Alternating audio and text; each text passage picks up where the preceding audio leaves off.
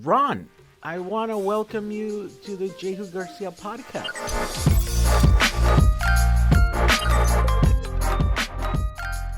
Thanks for having me. Yeah, you were in an association, an electric vehicle association up in DC, right? Yeah, I'm president of EVADC, as you can see from the shirt here. And we're the Electric Vehicle Association of Greater Washington, D.C. And we're a chapter of the Electric Audio Association, so the nationwide group. With the nationwide group. And we recently had April, and that was just last week we uploaded that podcast. It was really fun to find out the beginnings and the history on the whole association and what is that she does heading this thing. But we're going to talk to you today in your chapter, right? So you head up a chapter, I guess, in one of the most important places in the United States, right? It's where a lot of the laws are made and a lot of the policy happens. Yeah, having the DC as a backdrop is sometimes pretty helpful. And we actually cover, while we're centered around DC, we cover pretty much all of Maryland, District of Columbia, parts of Northern Virginia. And then we have a spin-off chapter that's kind of not quite a new chapter yet, but going to be soon. But we have members in Delaware. So the past president of the group moved to Delaware when he retired. And so he's in the process of starting a chapter. So he's still kind of part of us for now, but eventually he'll be his own chapter. So. Okay. You went on to start a new one. Yeah. So talking in April not last week. It's been a few weeks before, but talking to her, I was very surprised that you guys started in the early days as conversion groups of people, right? So you guys would retrofit old cars because there wasn't any electric cars a few years ago, right? 10 years ago, they're kind of starting, but 15 years ago, there's absolutely no electric cars. And so some of these chapters like yours are older than that, right? When was this chapter? Yeah, we're a little bit later than the original group, but we started in 1980. 80. It was a long time ago. Yeah. So, yeah, there's a good 25, 30 years there where there wasn't any commercial EVs to speak of. And we have members. We have one of our members converted a Porsche 914. We have a Chevy S10. My favorite, actually, one of our members did a BMW Z3 convertible. The Z3. Those are the little sporty, like, it's like a little roadster, right? Like little roadsters, type convertible. Oh, okay. And he wanted a convertible, and there was nothing really out there. And kind of an interesting story because when he first did it, he found a Z3 where the body was great, but the engine was shot. So he got a great deal in it. And then he found a company that would help him with the conversion. So he gutted the car himself, which is easy to do because you're taking things apart. And then when it came time to do the conversion, he had a company help him. And he learned how to do it. And then a couple years later, he did an upgrade. He went from whatever the original batteries were to Nissan Leaf batteries, and he did that part himself. Wow. And it's now quicker than it was as a gas car. So that's pretty cool. Yes, many times. In fact, one of my friends here in California, Eevee West, Michael Bream, that's his rule of thumb. It's like he goes, I don't touch a car unless I can make it better. Yeah. So, which is not hard to do, right? With this technology, it's very compelling technology. Aside from the early days of the battery technology that wasn't able to give you equivalent ranges, right, and distance. It's a very compelling technology. Usually, it's easy to make a car better. Well, when you're coming from a sports car, though, it's a little bit tougher of a challenge. So coming from a BMW Z3. Made it a little tougher of a challenge, but it's a cool car. Oh yeah, so that was in the early days, right? How many members are you guys there? So we're now up to around 150 paid members, and then we have a membership list of a couple hundred that people that are interested, and we send stuff to, in a Facebook group. It's several hundred more. So it's a pretty diverse group. But there's probably about 75 like kind of core people that are super active all the time, and we get right now we're kind of Everyone loves doing events, getting out there and showing their cars and giving rides and, making a quote unquote making a sale. We're not in the business, but convincing somebody to buy an EV, and that's tough right now. But we do a lot of things around advocacy. Most of our members are actually in Maryland, so we do a lot of advocacy in the Maryland legislature for EV legislation. Yeah, and some in Virginia. We had 2 members actually got a county bill passed to help require EV charging in new home construction. So we do a lot of advocacy like that as well. Wow. So that means any new construction, it's got to have at least one or whatever X amount of has to be charging? pre-wired. Pre-wired. Oh, I see. Which is really cool because when you put a charger in, sometimes the most expensive part is actually that wiring to get the power there. And it's just one county, but it's a start, It's a start, and it's a good thing for the future because it's bound to happen, right? Yeah. This is going to happen whether you like it or not, whether you're a fan or not. Electrification of transportation, it's going to happen. It's just, it's just much better technology, right? And so if it's to install a little $200 box. It costs you $10,000 because you got to put a long extension cord underneath the ground or something. It's like if you just putting the wiring in. The wiring at build time when the all the studs are there and there's no walls and stuff, it's super cheap to do that. So even just pre-wiring is a no-brainer. So. Yeah, I get that question a lot. Like people live like in apartments.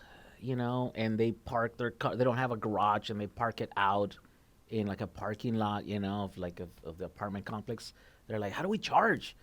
And I'm like, "Well, you should see if you can get a plug somewhere out there." And they're like, "Yeah, I talked to my management, but they said it's gonna cost so much to core the asphalt." And I'm like, "Yeah, there's challenges, right, to retrofit a property to have these."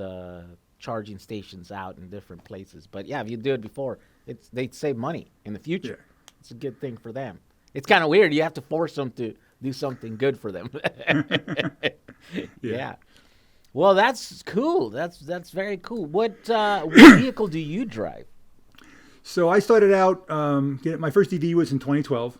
I started out with a Nissan Leaf, 2012 Leaf, 84 miles of range, which. It doesn't sound like a lot, but as you know, a lot of your driving is short distances, and quite frankly, it was a half-hour miles at the time because all those trips to the store and kids to school and stuff is the bulk of your driving.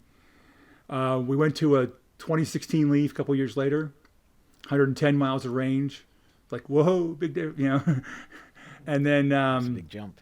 And then when that lease was up, I was trying to time the lease for the Model 3. And I got my letter from Tesla like 2 months before the lease was up. But I wanted all-wheel drive because I'm a skier. And I wanted to wait for the all-wheel drive model, which was coming a little bit later. So we decided to get something else first. And we got a Chevy Bolt. We found a 2017 Bolt. We got a deal on that. And then got the Tesla later on. Wait, the all-electric or the hybrid? The Bolt, not the Volt, but the Bolt. Oh, I see. Yeah, the all-electric one. Yeah. So now we're a 2 EV family. We got a Bolt and a Tesla Model 3. Ah, I see. So, okay. Yeah. So you got the all-wheel drive, the dual motor Model 3. Yep. Dual motor long range. Did you have to wait a long time for that one? Not that long. I put my my reservation down that first day. And then, they said 2 years. Well, 2 years would have been March, and I got my letter in April saying, you can order it. But I wanted all-wheel drive, which wasn't out yet. So I said, well, I'll wait a little bit. And it was I think we got it in November. So it was. Oh, I see. It's kind of weird because you were kind of like in line in the queue. Yeah. But I'm glad I waited too because that car in the snow is just fantastic. All that weight down low and all that torque and stuff. It's just a blast to drive in the snow. Yeah, that's cool. Yeah, it was such a weird thing for me because I also used to lease Chevy Bolts, right? I did 2 of them, and that's because they were kind of cheap. And there was one that would allow you to actually use them all electric, but still use them if we wanted to go to, San Francisco for the weekend or, go anywhere, cross country for that matter, right? You could, if you forgot to charge it or something, you just go to the gas station and in 3 minutes you're like, put 7 gallons of gas in and you're ready to go. Another 300 or 600 miles. I don't remember how much it would give in gas. But then I also wanted a Tesla, right? And so once the 3 came out and it was cheap enough that I could afford it, I knew that there was people waiting like years for them, right? Like you pre-order and the thing. And then I just happened to check the website and I'm like, oh, they're like, I can deliver like in 7 days. I'm like, let's order one. So I literally just ordered one and 7 days later we had it. So I was like, oh, I skipped that whole, thing, it's kind of weird. I think at that point there was still a lot of people that were waiting, but I think they were waiting because they wanted that 35,000 model, right? Which is the one that everybody kind of signed up for too early, 2 years early, right? Right. Well, what happened there for some people, I know one guy that got one like you, he wanted it, he checked, he got it within a week. What happened was someone had ordered one, backed out of the deal. It was already delivered to the Tesla showroom or whatever. To the showroom. And so he picked the configuration that happened to be there that someone had decided to not take. And so he just got lucky and then because no one had, because someone had backed out, he was able to latch onto it and get it real quick. Maybe that, that may be what happened to me. And I was just like, I don't know why you guys waited so long. I just ordered, and I ordered bare minimum. Like, it was like no bells and whistles. It was like standard range plus, standard range. Yeah, I think that's what it was called, right? At that point, it was the base model, right? Yeah. And so I'm like, oh, that's what we want, and my wife, I was like, no, we should get the wheels. And my wife's like, no. I mean, we're getting, this is the most expensive cars that we've actually bought brand new, right? And so she's like, no, we don't need any of that stuff. And I'm like, well, but full charging, it's like, or full self-driving, I go, it's like only like $3,000 right now. It's going to go up. She's like, no, it's already a $600 payment. She's like, no, so I'm like, okay. And I guess maybe that was the lucky combination because maybe that's what was available. And she loves it now. She's running around on that. Full self-driving is what now? It's I think it's up to $10,000. It just went up. Just like isn't? No, I think tomorrow. I think at the beginning of this month it's gonna go. Yeah, beginning of November it goes up. Yeah. Yes. Yeah. But here's the thing, though. You still don't get anything. You still don't get full self-driving. You just get the promise that you're gonna get it when it comes out. Yeah, for me, I'll think about self-driving when I can drive to the park and go for a hike and tell the car, meet me at the other end of the trail. That's when I want full self-driving. Until then, it's kind of like, it's kind of cool, but quite frankly, the thing is just too much fun to drive. I don't think I'd use it a whole lot, maybe on road trips, but I think that's the thing, right? Like I remember early in my life driving a lot, and I remember being terrible at it. so I remember going like, I'm gonna kill myself one of these days. It was that bad. Like I used to have to get up really early, and I was terrible at going to bed early. So I would always be like falling asleep on the way back home from work, right? And so I was just like, one of these days, if I keep doing this, I'm going to kill myself, right? And I'm just going to crash. I'm going to kill someone else. I thought I had to figure something else out. And I did. Eventually, I went on my own, started my own business. And so then I don't have to commute. Now I like literally sold my car. That's the reason why I got into electric cars, because then I was like, oh, I want to drive something for leisure, not because I have to commute. I was done commuting at that point, right? I used to do 100+ miles a day, every day for 12 years. I was like, I've driven enough. And so it's such a weird thing, because I think people that are stuck in that, routine now, I think self-driving it's a lifesaver, because it could literally liberate you from having to stare to that road in front of you, with your 100% full attention. I don't know, 2-3 hours a day. Some people are commuting a lot. I don't recommend it. Yeah, crazy commutes. Yeah. Yes. And the worst thing is that now in major cities is not even like back in the old days where we used to commute because we were traveling 100 miles. Now is they're doing 20 miles, but they're still taking 3 hours. You know what I mean? Like they're doing 3 hours, 3 miles per hour kind of thing.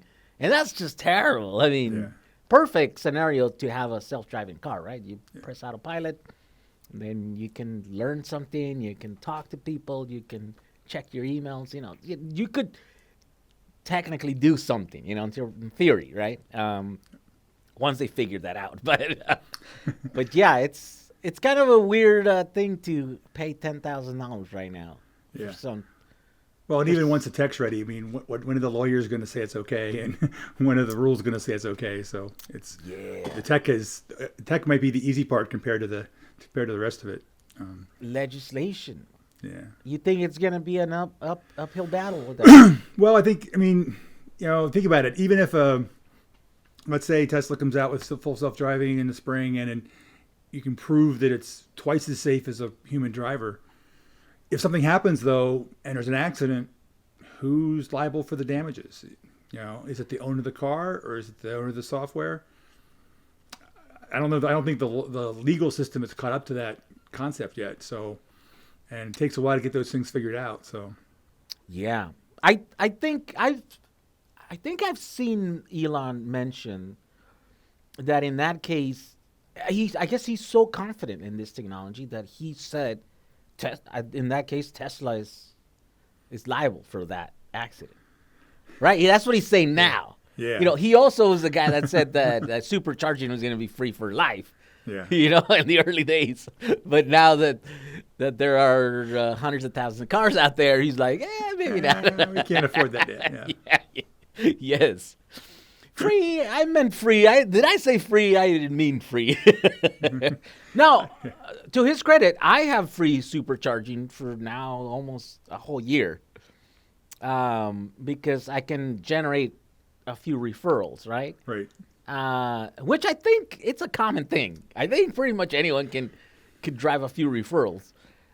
All you have to do is let your friends see it and drive it and get on it. And then sooner or later, they're going to be like, oh, I want one of those. Well, I had a case where I thought I was going to never get a referral. I had a friend, I showed him the car and gave him a ride. He was really excited, and I was going to reach out to him.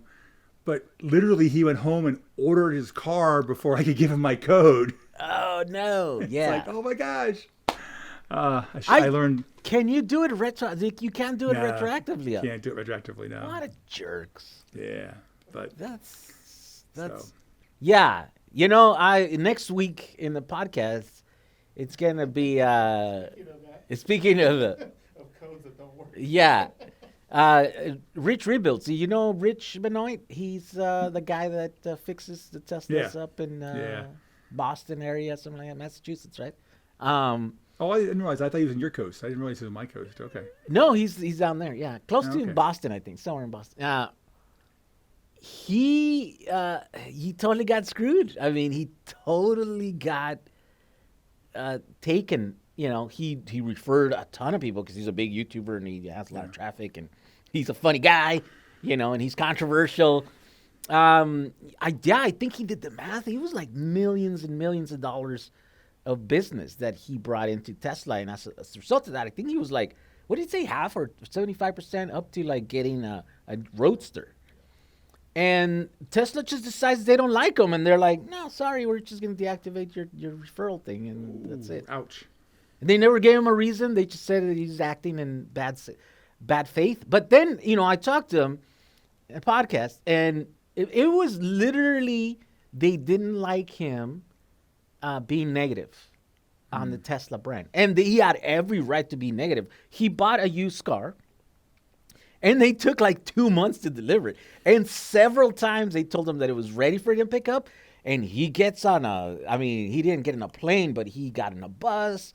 and he drove out there. He rented a car. He took his mom to the dealer thing or whatever, the Tesla's place. And when they gets there, they're like, oh, what are you talking about? No, it's not here. It's like in some other state. We come back next week. They did that to him twice. Wow. And he was, making videos about this whole thing. It was a nightmare ordeal, to go through. And because of that, Tesla decided to remove his.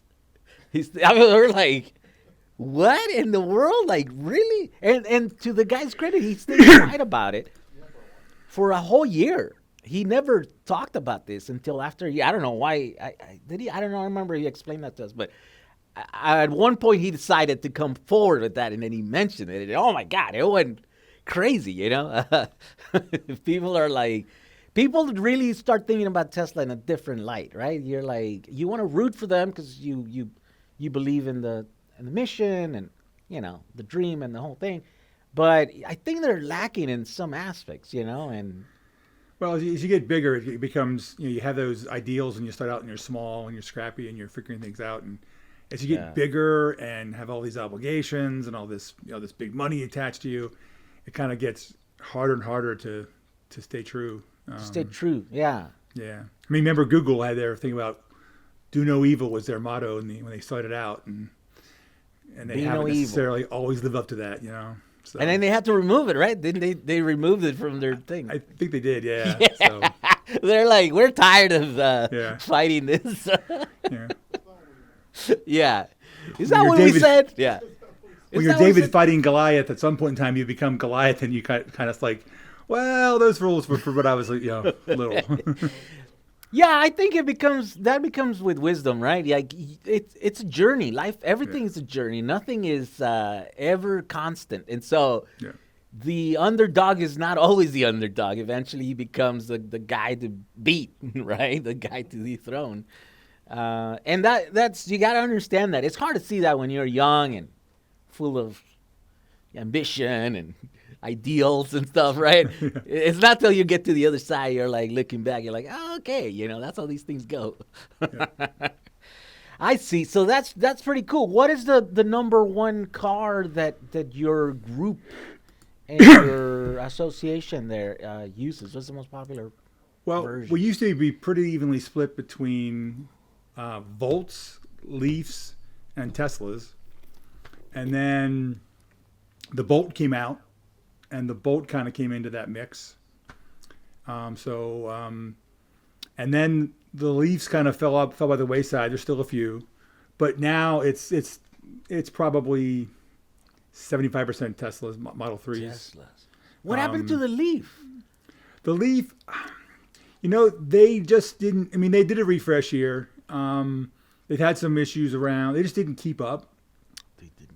And now with the Leaf range is around 215, 220 miles, and you can get the standard range Model 3 for right around the same money. It's a little more because of that, because you still get the tax credit with the Leaf, but it's not that much different. So they just didn't keep pushing. They kind of got to a point. They did really good early on. It was funny when I got my Bolt. That next weekend, I was showing my car somewhere, and I hadn't turned the Leaf in yet, and I knew my sales guy was going to be at this event. And I'm like, oh my gosh, what do I do? Because he knows my lease is up. So I decided to take the Leaf to this event instead of the Bolt. So I could tell him in person, okay, you're going to find this out, but I didn't want him to walk up and see the car. I wanted to let him down gently. Wow, that's so crazy. You have that good of a relationship with your salesman. When you find an EV sales guy who knows what they're doing, you thank your lucky stars and you take care of them, because back in those days especially, they were few and far between. Yes. And so I kind of felt bad about the situation, but I was like, well, it's just what I got to do. This is a better car for me. But I just wanted to have that chance to let him down easy and let him know. But I wasn't the only one. He knew what was happening, because the Bolt was just, back then the range difference was more like 150 miles to 230, Leaf to Bolt. And A sizable difference. yeah, sizable difference for similar money. So Wait, and the Leafs were always kind of like the ugly duckling, right? I mean, were they? yeah, they had the bulbous kind of headlights thing. Yeah, they. It was kind of a love it or hate it thing. I never minded it that much, but they It were. They was weren't a car. odd though. It was odd. It wasn't sleek design, right? Yeah, you weren't going to call it beautiful, that's for sure. You were gonna like that car for its personality, not really for its looks, right? Yeah, right, Okay. right. Okay, yeah. So then it's weird. So now you have a Tesla Model 3, which, by the way, it's I mean, it's a sleek design. You either like it or it's just bland to you or whatever. But I think no one is gonna call it ugly. I don't think, right? Maybe you're gonna call it like boring or whatever. But it's not ugly. I think there's no one thing that stands out. There's not one feature that's like, oh my God, this is so ugly. These lights, these lights are poking out weird, right? There's none of that there. So I think that might be play a role, right? So it's better range, sleek design. Do you think the branding thing play? Because Teslas are, they have this stature, right? Like this thing, or the early days there were a bunch of rich people that had them, right? I get that occasionally. And when we took the Tesla first time, we were visiting family. My wife was like, we're gonna get some grief for this, and I was like, I was ready for the conversation. It's like, well, first off, when I showed my sister, she's like, what's a Tesla? She had no idea, so it wasn't a problem. Yes. But then I like to tell people that, this is a pricey car, more than I've ever paid for a car. But you can't think of it as what you're buying up front. You got to think of it life cycle. Yeah. And if you do the math, over 10 years with fuel and maintenance and stuff, it's no different than buying a Camry or an Accord. It really cheaper. Isn't. In many cases, it's cheaper. And for a much better, and you're getting, the same or cheaper than those cars, and you're still getting like a BMW 3 Series or an Audi A4 kind of quality. So at least from a driving experience. Yes. And so it's just a no-brainer to me. Something interesting that you said earlier that with the was it the Leafs? No, with the which ones still have the credits? Nissan does with the Leaf. How is that possible? Isn't it like due to the amount of cars that they? Yeah, but it's the amount of cars sold in the U.S. And so do they not sell more than Teslas? No, cars? No, not in the U.S. What? So really? Leaf just hit Leaf recently, like sometime this year, he had 500,000 Leafs sold. Nissan did, but a lot of those are in Japan or in Europe, and so they still have tax credits available. Yeah. No way. Okay. Yeah. By the way, I missed the big one. By the time I bought our Tesla, right, Model 3. But here's the weird thing: there's so many programs, at least here in California. Yeah. That I got so it wasn't the 7,500 credit, but it was the half of that, whatever, 37, I think is something, right? 3,700. But then my wife found another like $2,000 credit from someone else. I think it was the utility company. Then the federal government gave her another 1,500 or something. By the time that we counted all the stuff, it was like 10 grand worth of like money back just from buying this thing. So we really didn't pay $38,000 for that car. We really paid $28,000.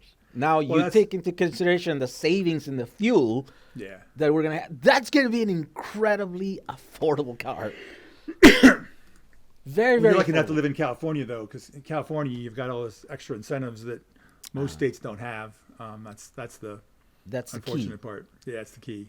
That's the key. That you live in an expensive, the most expensive state in the nation, but you get some breaks every once in a while. It's an EVADC love.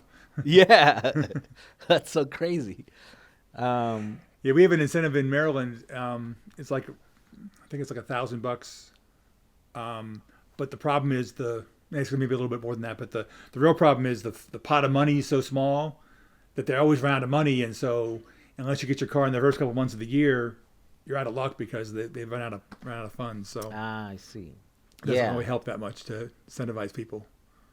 Yeah, and that's essentially what is happening with all these credits, right? Is that there are X amount available. I think it's in numbers of vehicles, right? That Yeah, we're it's getting 200,000 cars per manufacturer, per manufacturer. and then it goes down over a couple quarters. Yeah, and it's gonna eventually phase out. Yeah.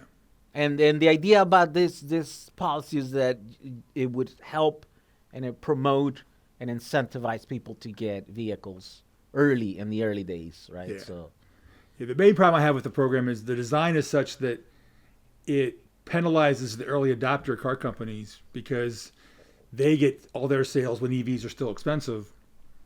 yes. And so the companies that waited and don't make EVs until they've gotten cheaper will now have an advantage because they weren't active in the early days.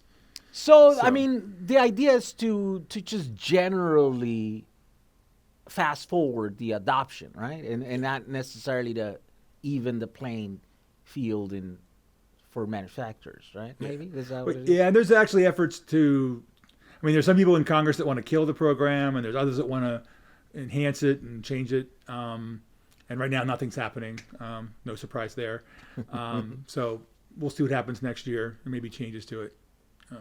Yeah, because I guess an argument can be made that, well, Tesla, they took advantage of selling all these expensive cars, so they made more profit than the later companies, right? That are going to sell it at cheaper cost or whatever.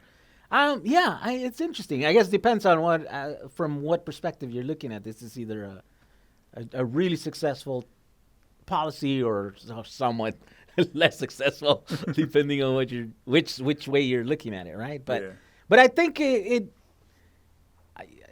had a huge effect in the success of Tesla, right? I mean, I think a lot of people did that. In fact, there's quite a bit of there's got shady stuff where people were buying Teslas and then they were reselling them, just so that they can cash in on those rebates and stuff, those credits. Yeah, you can only get it as a new car owner. So, one thing I heard about wasn't people, but it was like when you lease the car, whoever owns it gets the tax credit. Well, in theory, that means that the leasing company, the dealer should pass that on to you and give you a better lease price. And some dealers were like not even telling people about it and just pocketing the tax credit, which is what wasn't the intent. But anytime you have a program like that, you're always going to have folks that try to game the system and twist it.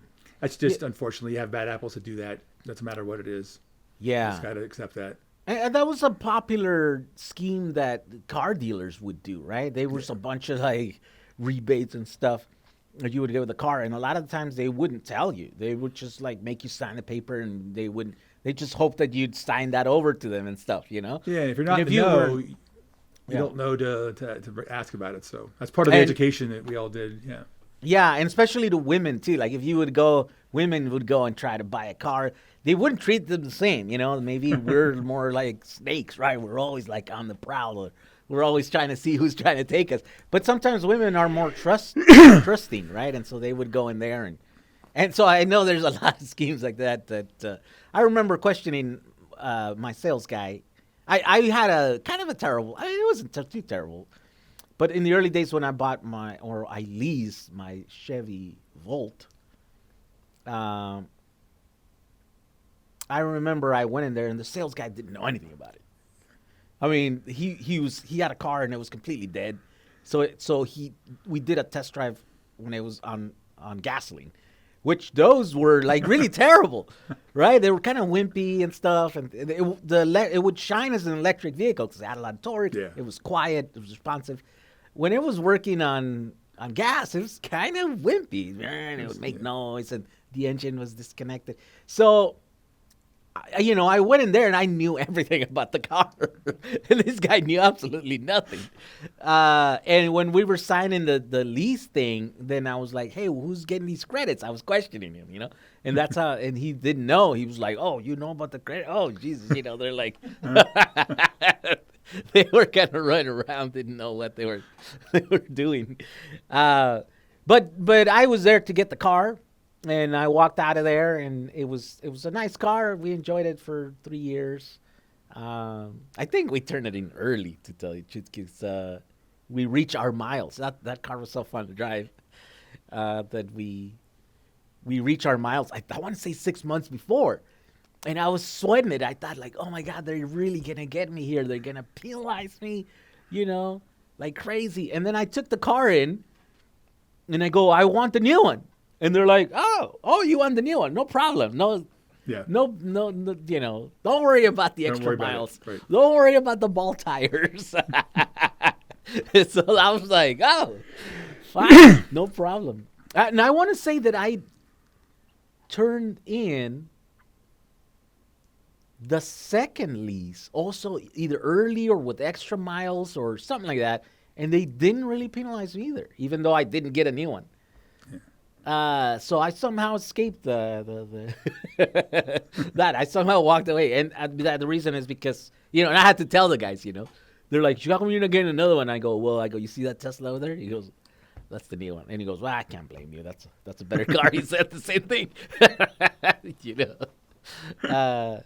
One of our members, about a month before the pandemic stuff hit, she was. It's an interesting story. She was at this meeting, and she's a new member, and she has a Bolt, and turns out she lives maybe 3 miles from me, and I didn't, we're 50 miles away from where we both live.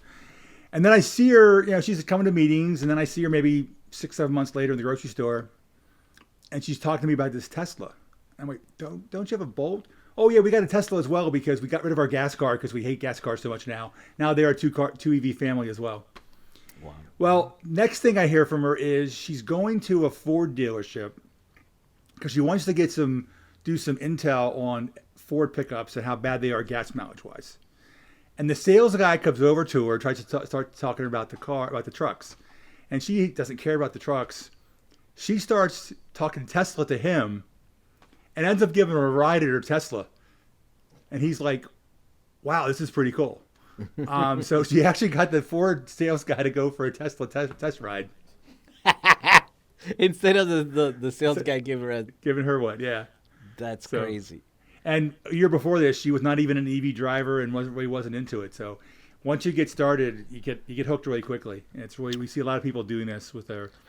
Yeah, and you become like an evangelizer, right? Like you're you're announcing to the world like this technology is better. Yep. Jump over. Every member in your group is kind of like that? Yeah, I mean, we do have some members that don't have EVs. They want one. They don't have one yet. And we have different kinds of members, but the common thread is wanting to get out there and tell their story. Yeah. Show their cars. One of our members has one of the first, I think his Volt is number like 890 or something like that off the line. He still has it. He's really proud of the fact that he's only put I forget how many. It's a ridiculously little number of gallons of gasoline in the thing. Basically, occasionally goes driving on a trip, and then, as you know from the Volt, every once in a while it has to run the engine to lubricate it and stuff like that. But the Volt will track your miles per gallon and give you the readout. But for some reason, it'll only go up to like 250. Even though it's a 3-digit number, it won't go higher than that. And so his is pegged at whatever the number is, I think it's 250. His is pegged at that and won't go higher, but he knows he's getting better than that because he rarely puts gas in the thing, and he's really proud of that. So we got lots of members that do that. More than willing to go out of their way to. One of the guys when I was looking for a model waiting for my Model 3, he just gotten his literally the week before the meeting, and he shows up early to show it off. Want to go for a drive? Not a ride, but he let me drive it. He's had it less than a week. Hop in, let's go for a drive, Yeah. So we got a lot of people that they're just into just selling the EVs for all kind of reasons. Yeah. So when the Model S came out, right? 2012, the Model S comes out. Like in your group, was there? I mean, we were all dreamers, right? Essentially, all of us were like, "Oh man, we want to get one of these," but $100,000, you can pay for that, Was that the thing? Was that the trend in your group? There was a bunch of people that were dreaming of someday owning a Tesla, and then now Now they're finally getting their Teslas kind of thing. Yeah, I mean, we had a few people. We had a few people with Model S's, 1 or 2 X's in the group. I mean, we've got one person with an iPace. We've got ones and twosies of all kinds of stuff. No Taycans so far, but but that's big money. I mean, that's like 2 Teslas and change kind of thing. Yes. But yeah, I mean, people were dreaming of back then. People were like trying to figure out, Leaf or Volt, and then the Bolt came out. What really surprised me was how Chevy messed up on the Bolt release. The Bolt's a great little car. Yeah, it's not as quick as the Tesla, not as sexy, doesn't drive as well, but still a great car, great range, great price. And they had a good 9-10 month lead on mass production of the Model 3. The Model 3, yes. And if they had just advertised that thing, they could have sold a ton of them to all these people that were like, hey, forget waiting for this thing that might not never come. Come buy this we have for you today. And they just didn't do it. And I don't know why, because they had a good thing. I think GM doesn't want to sell electric cars. Yeah. I just think they don't. I think they're being forced still by CAFE standards. I mean, at this point now, I think they realize that this is going to happen. But there's no other explanation, at least from what I can see. It's like, these guys don't want to make electric cars, right? It doesn't align well with their partnership with the oil companies. Yeah. It requires to retool, to rechange the way, retrain all their staff, and they're just, why figure out a new way to make money when you're just doing so? Actually, they're not doing that great, making money the same way, but. They need, didn't they take a bailout? Yeah, they did. Well, part of it, I think, also was the fact that if they sold the Bolt too much, then people would ask, well, where's your electric SUV and your electric truck and your electric, crossover? And they didn't have those things, so they can't, until they get enough stuff in the pipeline, they can't sell it too hard, or else they'll cannibalize all their other stuff. Yes. Yeah, I also got a little bit of heat when I released the video early on where I said, which one's better? It's like the Model 3 or the Chevy Bolt, right? And I was like, look, on paper, the Tesla looks better and sexier or whatever. I go, but at the end of the day, it's vaporware at this point.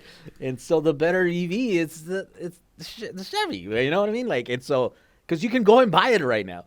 And then people are like, you're crazy. You don't know what you're talking about. That's the ugliest car I've ever seen. I go, you can go and buy it and drive it. I go, there's no denying that, right? And it's a cool car. I was always like, when I was driving in my early days, I was a Japanese car fan, right? It was like I drove Toyotas. That's basically it. I drove Toyotas and Volkswagens, right? And then, I'll go like, I'm probably never going to own an American car. It's like Chevys, Fords. They just, they're terrible cars. Remember in the 80s, 70s, 80s, right? They were terrible cars, right? So it would take a while for them. So then when I first get into a Volt, I was so surprised. I'm like, this car is great. Like, the technology is super advanced. It's got 3 motors. It's got clutches.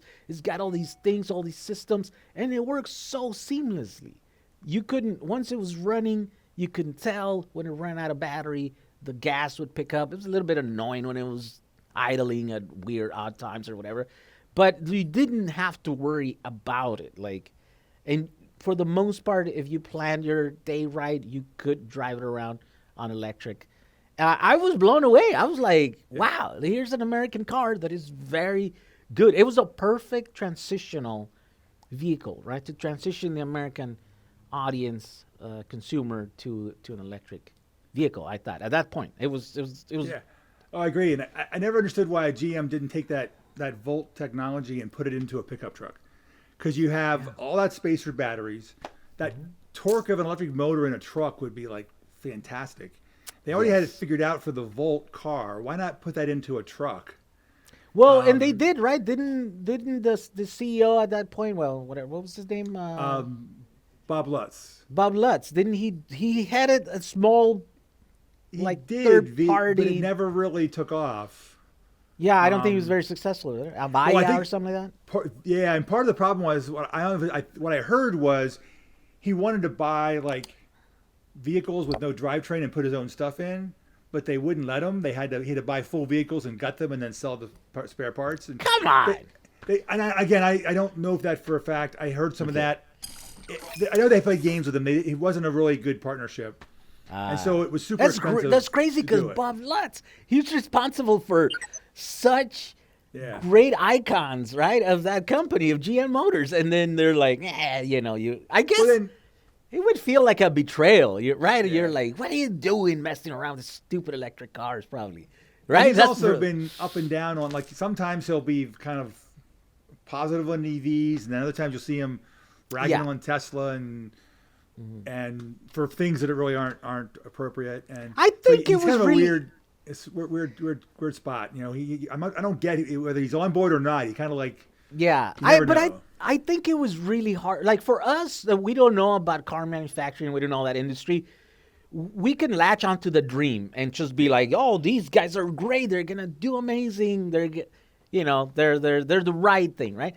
But it's hard for us to see it from the manufacturing perspective, right? For him, he knows whether it's useful or not, what has been, right? Like what worked in the old days, when he was heading such a big corporation, right? And such car manufacturing.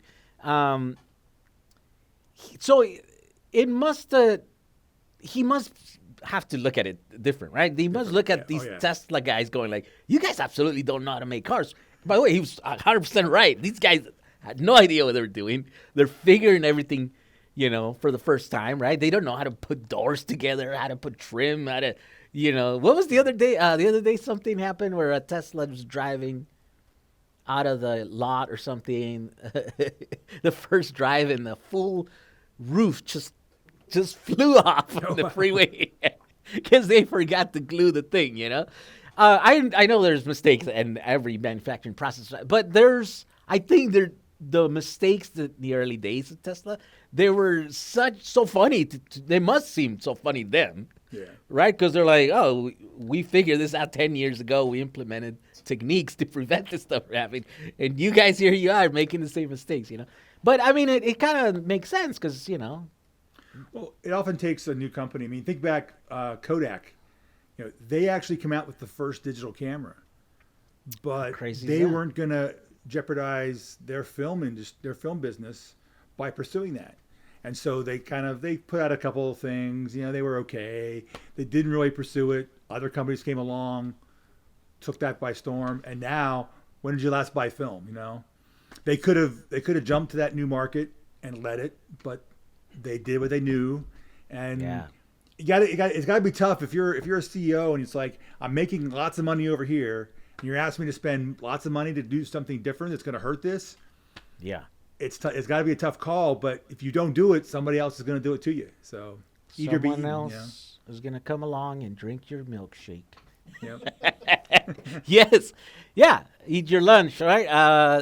It's success. It's a burden also, I guess, right? Yeah. There's nothing like having nothing to lose. Yeah. I mean, that's freeing in some ways, right? That's why some of these startups, I think, I remember in the past times, like thinking like the electric car is not coming from these major 3 manufacturers. It's coming from startups because they got nothing to lose. And it's coming from software people too, people with a software mindset. Yes. Yeah. Imagine, I mean, the regular gas cars have been lacking in the software side, right? The electronics, the infotainment, they're terrible. They're using 10-year-old technologies. And they're charging so much for it, right? They're not keeping up, obviously. So yeah, I think maybe because they have so much money and they know about manufacturing so much, they have an edge. Right, and so I think maybe in the second way, once everybody figures out and paves the road for them, then they move in there and just dominate the scene. Maybe again, it's going to be a great race to see. You have VW and Mercedes, BMW, GM eventually, and Ford eventually, they know how to manufacture vehicles. Been doing it for a long time. You got the startups. Well, Tesla's no longer a startup, but Rivian and the Teslas of the world, they know the EV technology, the software part of it. Who gets it? Who learns the other guy's stuff faster and can really bring the whole thing together? It's going to be a really time for just all kinds of innovation, change. Yeah. If you're not into change, don't get into the car business right now. Yes. Yeah, which one is more important and which one, it's more compelling? Is it because, again, I think we all tend to not pay so much attention to the fact that manufacturing cars is a really hard thing to do, right? Yeah. We're like, how hard can it be? You just bolt a bunch of doors to a body or whatever. But it's like, no, that's actually pretty hard. It's taken, these huge companies, many, 100 years to figure it out, right? And so for someone to do a startup, and Elon has said that, it's like really hard to start up a car company and survive, right? He said like how many have actually successfully done it in the last 50 years? It's like not many. It's like I think handful. Just them at scale. Them. Yes. And if you go back and look at their history, there's probably a dozen or two times when it was roll of the dice if they were going to make it or not. So yeah. Is there? You spoke about Rivian. There is there any pre-order members in your group that you know of? Nobody I know of for Rivian that has a pre-order. We do have one member though that has a pre-order on an electric airplane. Whoa! And what? They've actually gone out to Arizona to get to see it. And I don't know if they actually had a test flight or not, but they have a pre-order on like a Piper Cub sized electric airplane.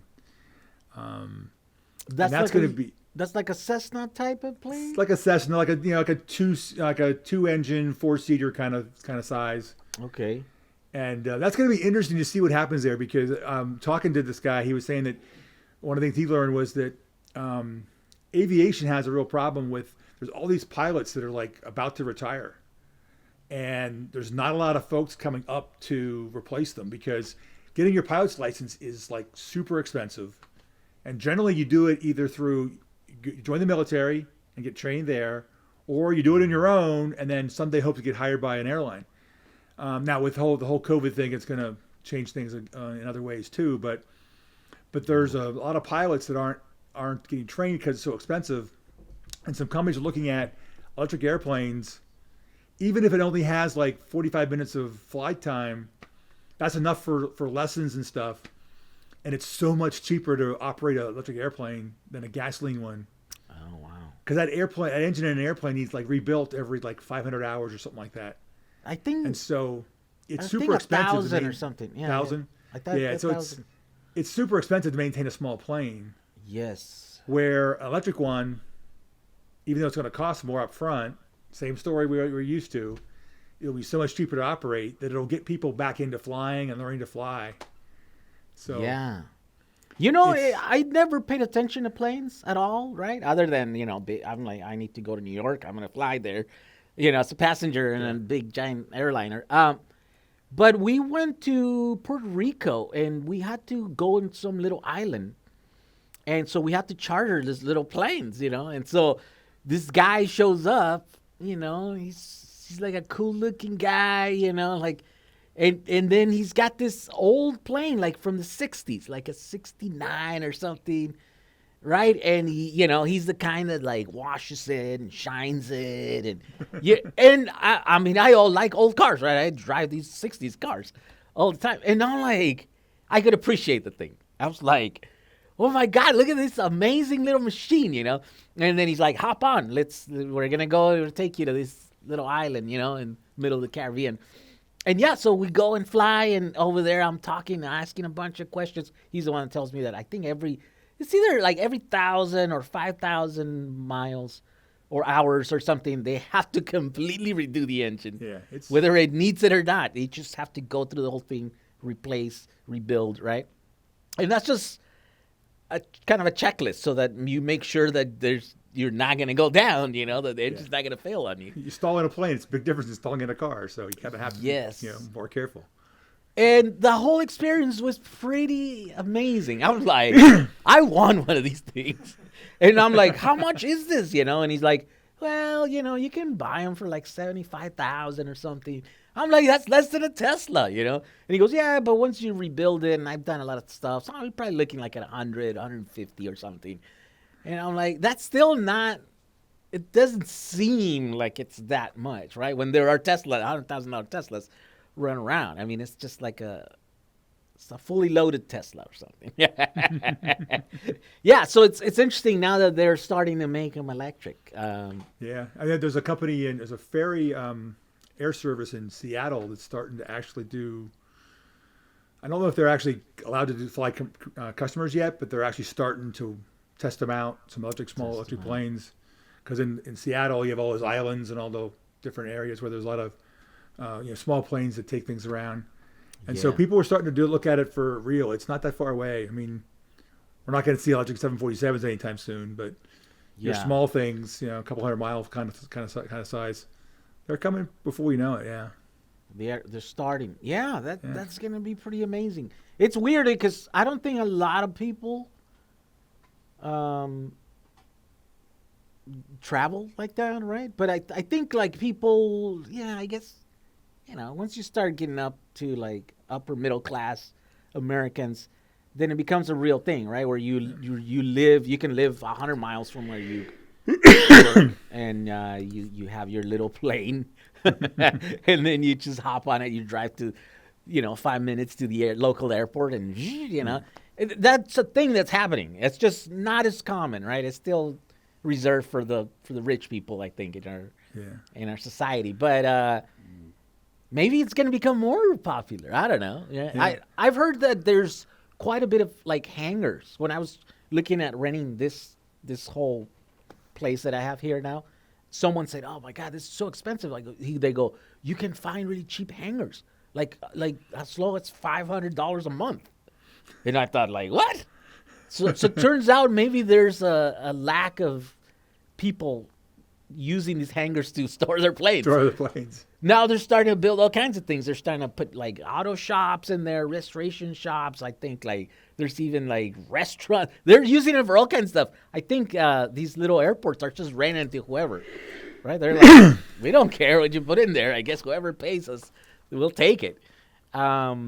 I don't know if that's just here, like in California, or if that's happening everywhere, but at least I know. And I thought, like, I seriously thought about calling my local airport and just see, like, if I could rent that instead of this place, Because, but yeah, I can imagine having an electric. I do know one person that maybe you're familiar with this. They developed the juice box.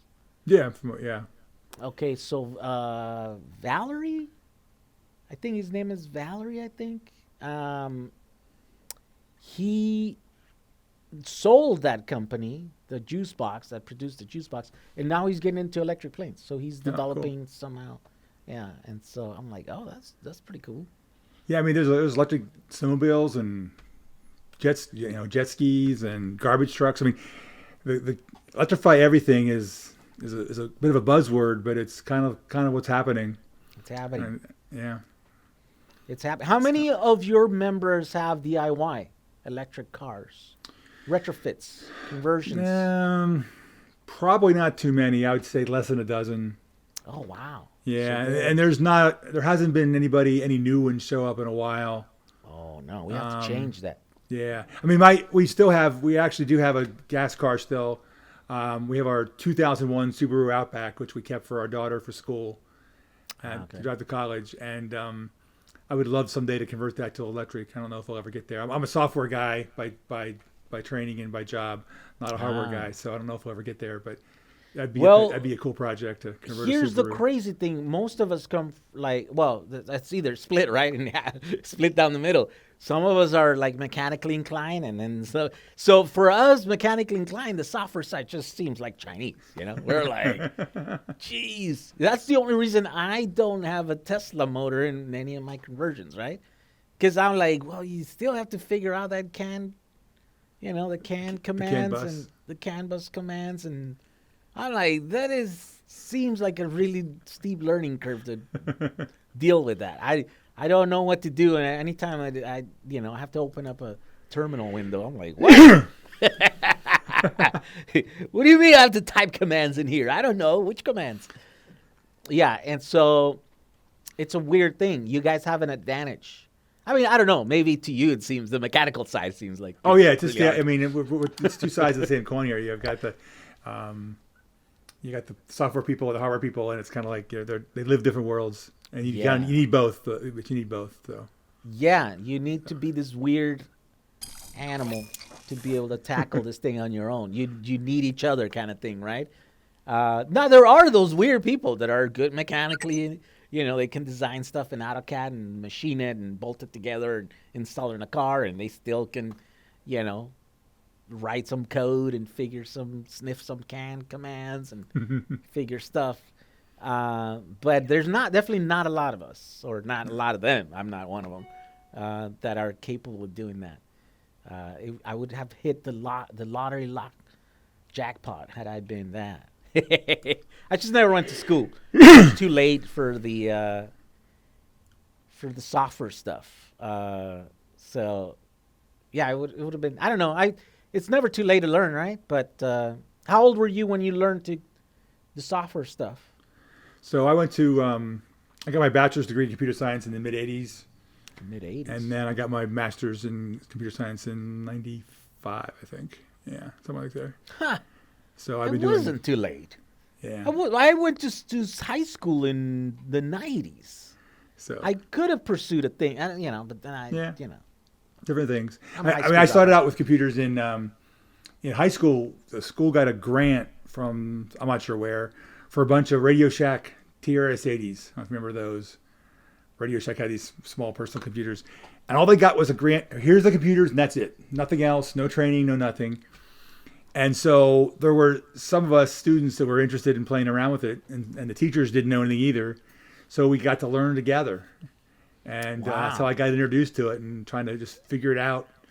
Wasn't building the computer, but figuring out how to use it and how to program it. I think for a lot of us it was cool because we were on a level playing field with the teachers, so we got to I mean, when you're high school, when you're a middle, I guess we were back then it would have been like middle school, junior high kind of thing, when you can actually learn something and show up to the teacher. That was kind of a cool deal, and that kind of encouraged us to kind of learn more stuff. And that's what got me hooked on it, and been doing that kind of software ever since. So Yeah, it's very similar to what's happening now with this new renewable technologies. Like, I have my wife works for a school district, and they are struggling to find people that can help them form a curriculum for these kids to learn these renewable technologies. Like, how do you go into that industry? Like,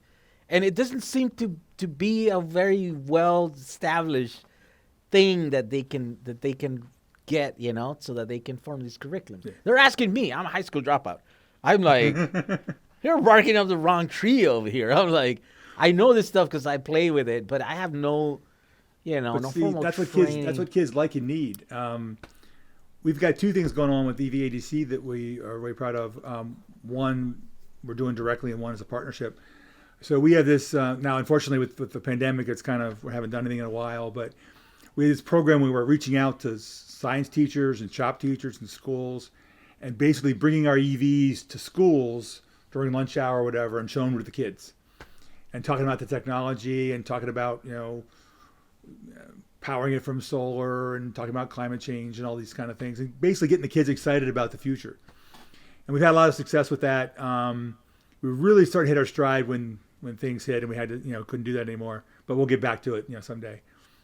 And then the other thing that's going on, there's another group that's doing. They had this program called the Eevee Grand Prix, where high school teams would build it's bigger than a go-kart but smaller than a car. You have a set kind of specifications you're allowed to do, so only certain kind of batteries, certain kind of stuff. But after these set rules, you can do whatever you want to. And the goal is you're racing not for speed, but for endurance. How many laps you can do in an hour. And the tiebreaker is the fastest lap. So you have to do a little bit of speed too. And the cool thing is these kids they're building the car. They get to weld. They get to worry about battery management, get to wire the car.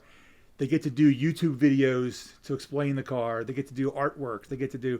So you get this whole team of kids doing all kinds of stuff, basically learning a real world project. And so they have, some of our members will mentor teams, and then they have an event in the spring. And it's really cool to see these kids out there, just learning all this stuff, but having fun doing it. For most of them, it's not a class; it's a on their own time kind of thing. Wow. And so it's in the spirit of DIY. It really brings up a new generation of potential, engineers and all kinds of folks. So.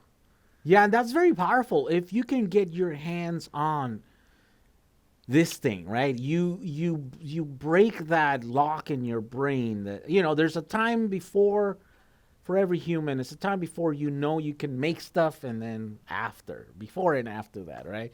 So once you've learned that you can make stuff with your own hands and you can figure things and manufacture things, there's like a new world opens up for you. And so, yeah, if you can get kids building a car, early on, geez, those kids are gonna go far, right? Because now they have such a big advantage over the rest of the people that are gonna go into this field. Yeah, it was really cool. Last year we had the first time where we had one high school brought two teams. It was an all-girls team and an all-boys team. So they had that competition between them, and wow. And that was really cool. It's really, and the kids really just. I mentioned before we started recording about, I do some video stuff as a hobby, and so I'll, record the event and interview the students, and they all talk about the chance to not just hear someone lecture or talk to them, but actually get their hands dirty, so to speak, doing stuff. Yeah. And that combining things together. So you're not just in science class or in math class or in English class. You're taking it all together, all these things together and combining them to get something done. Yeah. It's a really great learning experience for these kids. So I have this thing where I have this idea that I want to do and try in the future where I get, I teach people how to do these, but I mostly share ideas. That's what I do, right? I sell dreams. That's what I do. But I'm like, people are always asking me like, can you teach me? Can you do this? We're having a project we want to learn. And I'm like, I don't know. It's like, I don't know if I know how to do that, right? But then I thought, well, I want to convert all my vehicles. I have this whole fleet of vehicles to build. I'm going to build them. But I'm like, why don't I think I'm having this idea where I'm going to sell these packages to people that are interested in learning. But they're interested in actually learning by doing, right? And so I want to say, like, I get 20 or, 10, 20, 30. I don't know what the magic number is. But we're going to convert this vehicle. You know what I mean? Like, and you're going to help me. You're going to cut wires. You're going to solder. You're going to shrink tube stuff. You're going to weld. You're going to screw things. And by the end of this course, we're going to have a vehicle that is going to run, and you're going to be able to take it around for a ride, And so I thought, like, I don't know if this would work, but in my head it does. And I'm going to, in the future, hopefully near future, I'm going to try to do that, So I got a spin for you on that. What you need to do is you need to actually do it where you have 3 teams doing it, and you make it into a reality show, so you get some funding from somebody. There you go. This challenge show where they're trying to do you have episodes where they're all trying to build their car and they have challenges to meet at the end. Turn it into a reality show. I would get you some funding. Yeah, it's I would do that. I would jump on that like this if I didn't know how much work and how hard it is to actually shoot a TV show. But I'm like, stage 1 would definitely be that. Like, concentrate on the building. To fund it, I would charge people, right? It's like, listen, this is not there's nowhere else you can pay to get a course and actually build a car. You can watch videos, you can see how to, but it's like, no. I mean, there's going to be some of that. There's going to be some lessons, but you're actually going to build the vehicle. This is not like a theory, This is going to be like, we're going to start with a car that doesn't run, and we're going to finish with a car that runs. And you're going to play a part. I think it all going to depend on people how much, of a role they're going to play. But I think, we will hopefully get everyone involved to doing something. I guess some people are going to be better or some other things, right? Like there's some degree of welding, some degree of mechanical work, and people that maybe know how to do that or might do that, but maybe people that have no training doing that but really want to learn that skill, then we throw them in there and then they can learn, right? It's not going to be a perfect car. I think in my head it works. In my head, I'm like, this is going to be a winner. This is going to be so much fun. We're going to give ourselves like 2 weeks or something, but because there's so many of us working on all these systems, we're going to be able to knock this car out like in a few days, and in between there, I'm going to have I have a friend, Ron, what's his last name? Ron from New York. Rossinger, yeah, and he's a shop teacher, Mr. G in New York, and he teaches these kids to make electric cars, and he does this. Right, and he does this he used to work either on a college level or a high school level. And so he's done this before, right? And so he really geeks out into forming a test and how to teach people how to fail and how to devise systems where you show them how to make them not fail, right? Or trying to introduce the possibility of failure so that you can mitigate that, right? And so I'm like, you're gonna be in charge of that. You're gonna be in front of the whiteboard and you're gonna teach people how this stuff works. I'm gonna be, once they're done with their lesson, I'll be like, come over here in this table and we're gonna put a car together. You do that, you do this. So that's a dream right now, right? It's like I wanna get a couple of these classes, and try one. And then my next thing is to do it on location, right? Because I'm like, it's cool here. You come to California, it might be a location. It might be a fun thing for people to do. But my idea, I'm like, let's go to Hawaii and convert one over there. If we work extra hard and we get the car done, or we get we hit goals every day, then the rest of the time we just go and hang out at the beach. We go eat dinner. We all just talk shop. I mean, how cool is it to hang out with other people that are wanting to learn this thing and want to think about this stuff? I mean, I talk about this all day. I mean, this is the thing that I do, right? You couldn't pay me to do this. And I've experienced that. I don't know if are you familiar with Jack Rickard? He recently passed away. No, I'm not. I heard you. I actually watched the episode with April just because I saw that was coming up, and then you mentioned him there. Yeah. I had not heard him. No. He held these amazing events, FCons. He would rent. He would have a hangar because he had a big DC-3 airplane. This guy was pretty crazy, and he was rich, right? So he just had toys to play with. I mean, he had every car that would come out with Tesla, whatever version he would have, and he would let people use it and do burnouts, and he would just buy all these liquidations from failed business, and then he was really good at software. That was his thing. And so he would figure out how to make this JevQ. He made this it's an ECU, DIY, open source, these, and so he would sniff the commands and do the thing, and he would open up these systems that were, OEM quality and stuff, and then he would sell them to us, and we would install them in these cars, and we would do conversions, and every year he would held this event, and we would all take our conversions, and we would all talk shop, and we would take our conversions halfway done, and we would finish them there because they're just, the who's who of conversion, people are there, and they are like, we'll help you. Oh, you're not done with this BMS system? Boom, you have 10 guys working on your thing, It was amazing. It was very inspiring to hang out with that group of people, and we were all doing stuff, and then at the end of the week, we would have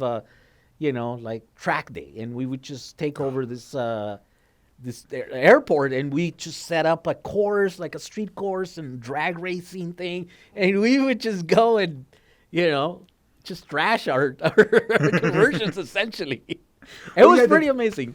You got the best combination out there of having, California car culture, all the EVs, folks that are so prevalent out there, sunny days. I mean, you have this great combination of things that lets you do that probably better than anywhere else in the country. You're in the right spot. It was. By the way, this is in. It wasn't in California. It was the only thing that I didn't like. It was in Missouri.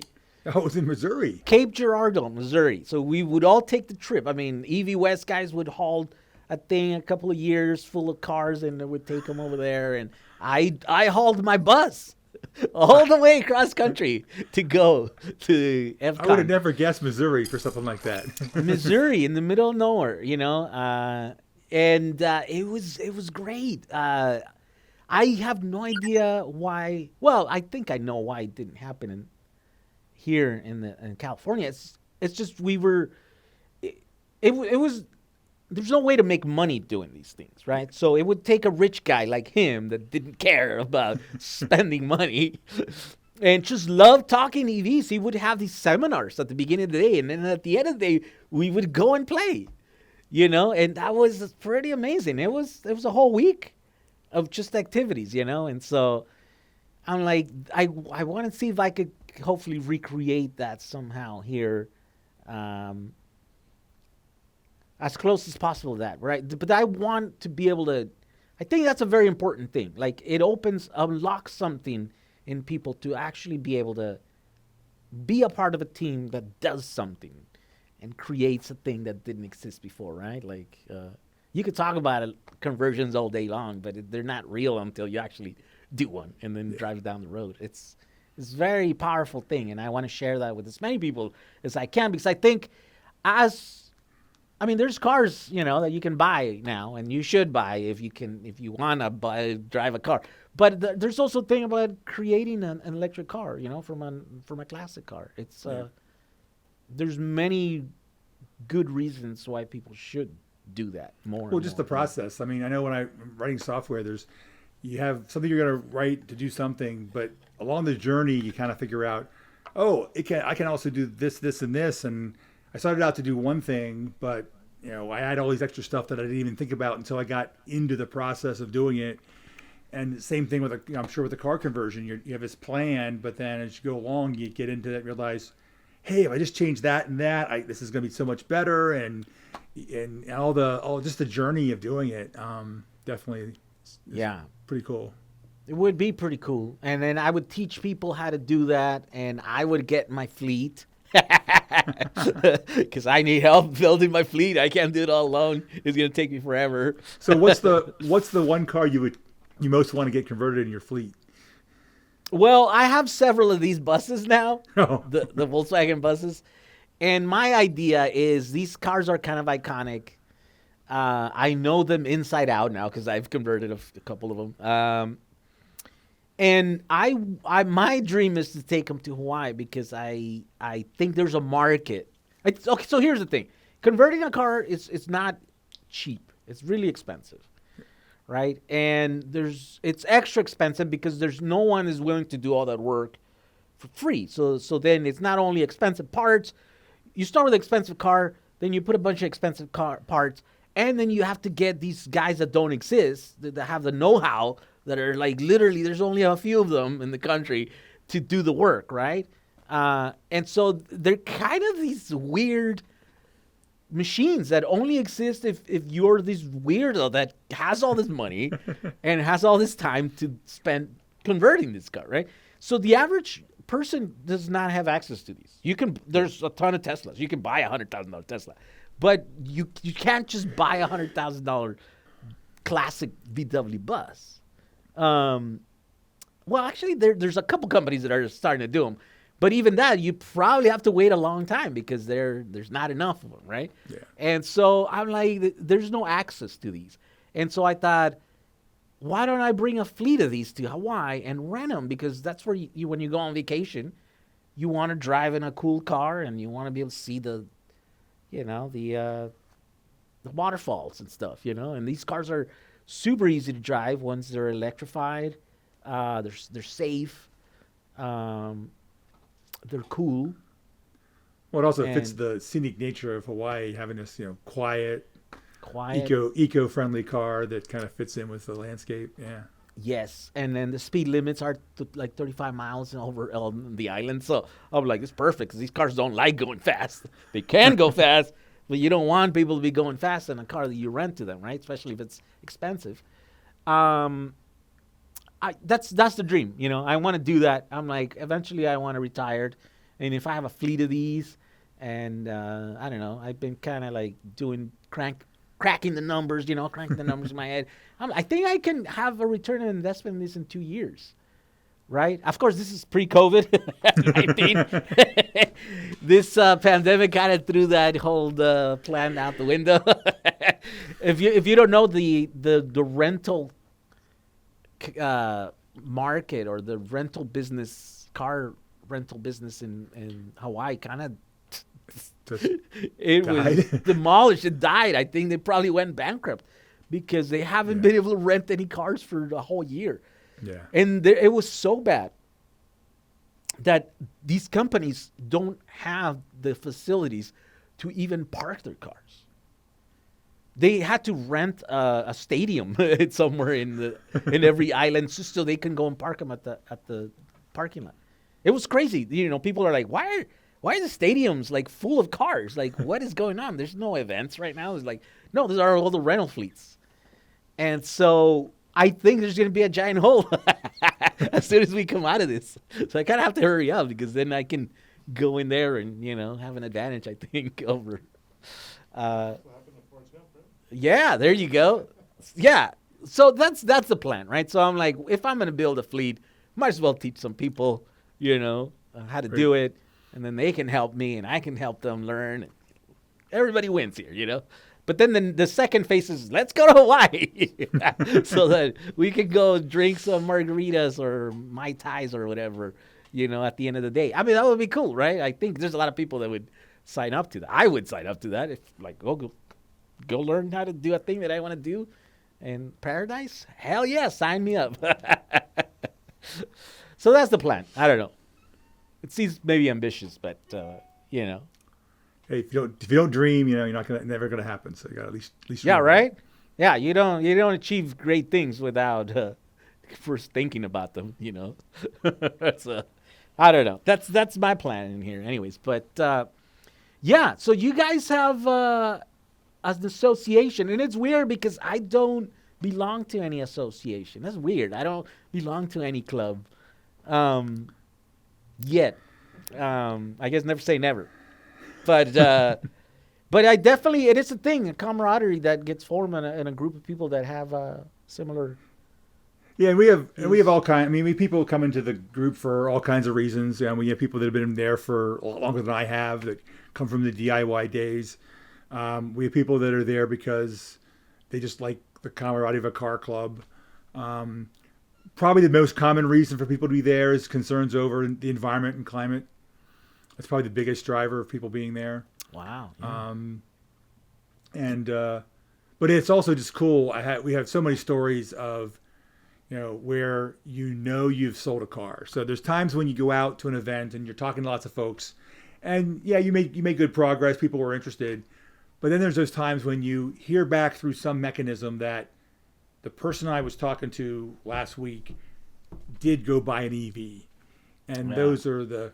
And I'm not talking about referrals. I'm just talking about hearing from. I had one event a couple years ago. A couple actually from Pennsylvania. They were looking at the Leaf, and their local dealer was kept trying to not sell them a Leaf. He was just trying to do some other stuff. And they heard about our event in Frederick, and they came down. And I talked to him for about an hour, and I had my sales guy was there, and I had him. He gave him a ride. He called me on Tuesday. They bought a car yesterday. They bought a car. There you go. And so I can probably come up with a dozen examples of that just myself, and I'm sure others in the club have that too. So between the cars we've bought as members and the cars we've sold as advocates, we've done a lot of Eevee promotion Racked up a lot Yeah. of sales. Yeah, right. So, And yeah, that's cool. That's a very powerful thing. I get to hear from a lot of my audience. They're like buying things and using things and starting projects. And yeah, you feel humble, right? You're like, oh my yeah, God, I can't believe I'm actually inspiring people to do stuff. I'm yeah. like, oh, I'm just doing my thing here, and I'm putting it out to the world, but it's actually having an effect. It's a weird thing to do that. It's very powerful. Yeah. Yeah, I think EVs are the one thing I can think of where so many people are volunteering their time, advocating for something that they're not making any money off of. They're doing it for lots of reasons.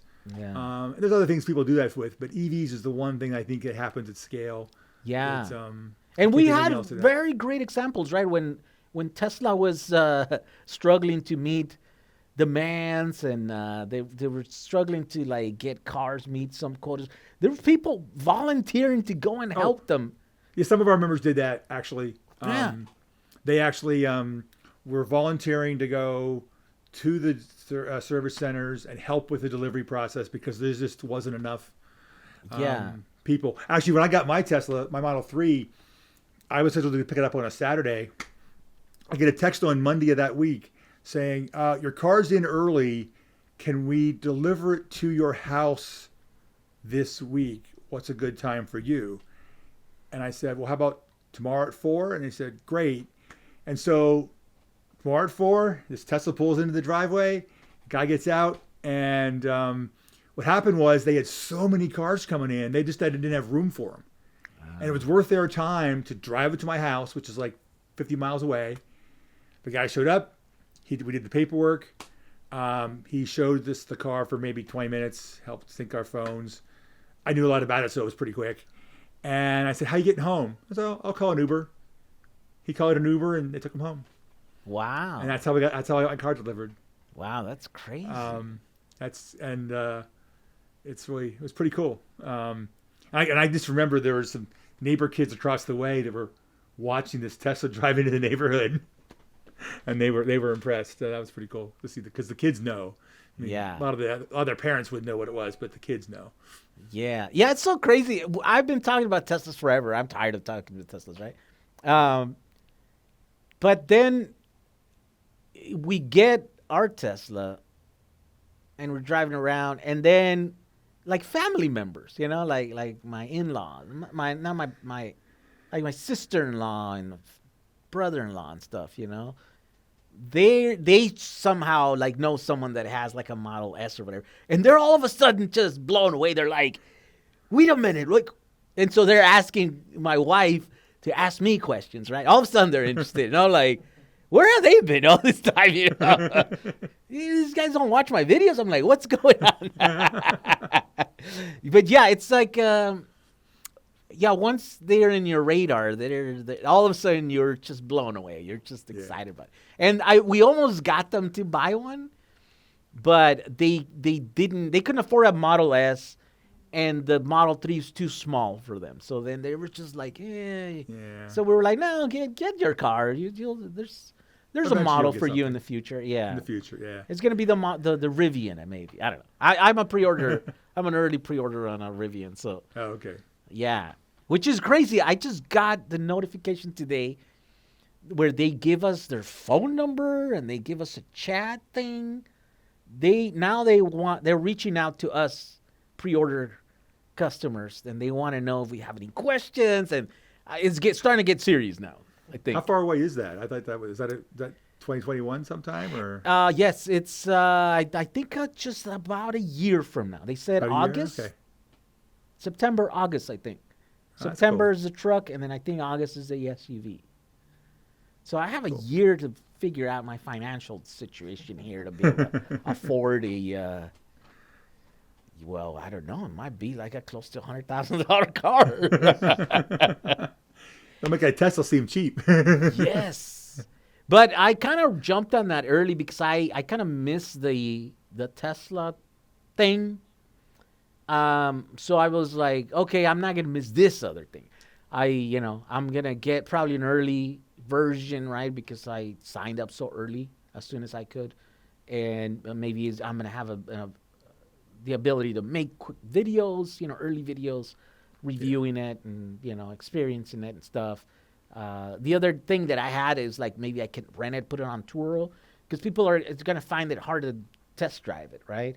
Yeah. In the early days. So then they might want to rent it. And so, like many did with the Model 3s. And then that way I can, make some money, maybe pay for it or whatever. And then, I don't know, then I can keep it or sell it and move on to the next one. Ship it to Hawaii for your. There you go. Ship it to Hawaii. You never know. So that's the plan. I don't know. We'll see. But yeah, I'm kind of getting excited about that.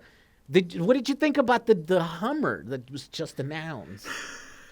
Well, the Hummer it was kind of first off, it looks really cool. It's going to attract there's been a lot of people like, well, how can you make this Hummer and do an EV and worry about with the Hummer name? And I think if it attracts a new group of people to the EV world, is it big and brash and over the top? It is, but if it brings in new people, hey, that's great. The thing that got me though was when it turned out that there are no actual working vehicles. And the whole thing was CGI. It's like, wait a minute. People gave Tesla such grief. It's only CGI? I didn't know that. This really? There's actual there's vehicles you can actually sit in that have like that have the components. You can see the interiors, but actually fully built vehicles that actually do stuff. My understanding is there's nothing out there. It's all those cool videos were CGI. Well, it's such a weird thing. They invited me to go see it here in LA, right?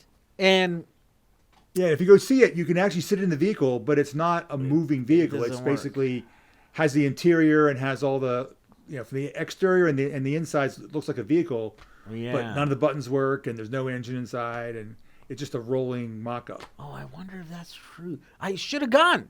So I didn't go. I felt a little misled by then, right? They go, hey, we want to see if you want to cover this, if you want to, this event or whatever is going to be virtual. And I'm like, yeah, sure, whatever. What I got to lose, right? But there's a gag order, like whatever, embargo on the info. Yeah. And so I thought, oh, okay, so maybe we'll get to see us influencers or whatever, get to see it before the public. And then we'll get to make our little videos and release them to the world, maybe, on an orchestrated fashion. Like many other, some common occurrence that happens when people are manufacturers release products.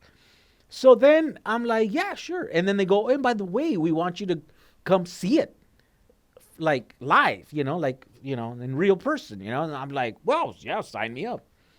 So as it turns out, when I signed up, I guess I took too long to answer, and all the spots filled up or something. So it was going to be on a Friday, they were saying. But then they're like, well, now we don't have anything until like Saturday or maybe Sunday. And I'm like, okay, whatever, no problem.